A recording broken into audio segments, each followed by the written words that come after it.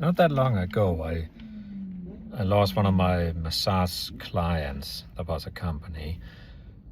Apparently, they wanted to try a new massage therapist, which is quite normal. But instead of being sad and frustrated about it, I decided to see it from another angle. What is it with the universe trying to tell me with this?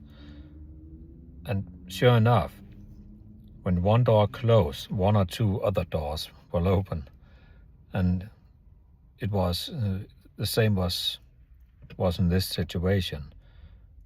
I might have lost a massage customer, but I gained a few other ones, and it opened up for other work possibilities. So never just take things in a bad way. The universe is always trying to tell you something about what's happening. I believe that anyway.